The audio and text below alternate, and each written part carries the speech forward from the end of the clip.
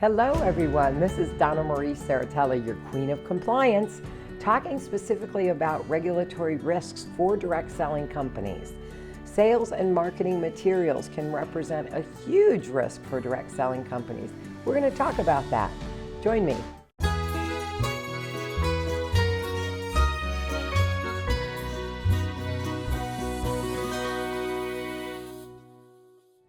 Hi there, I'm Donna Serritella from Direct Selling Solutions. Of course, you know me as the Queen of Compliance, and we're here today to talk about sales and marketing materials and how that can raise regulatory flags for your company. So let's talk about what are sales and marketing materials. Of course, flyers and brochures, banners, and company blogs also represent an issue sometimes. We just had a new client that submitted 3 blog posts to the compliance department for approval. When we got a hold of them, we did find that there were some areas that needed to be revised.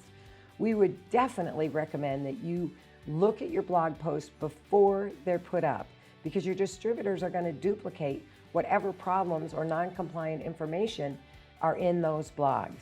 Other things to watch out for: your social media posts, your websites and landing pages, and YouTube videos. They can all provide evidence for regulators of a problem. So you want to make sure before they're posted or implemented to the field that they are clean of compliance issues.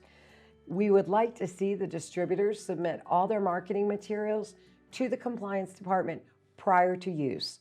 Now, at Direct Selling Solutions, we do approve distributors' submitted marketing and sales materials for your field. We also work with the MLM legal team, and we help provide you with a clear path so that your sales and marketing material can be compliant for years to come. Thanks so much, and we'll see you on the other side.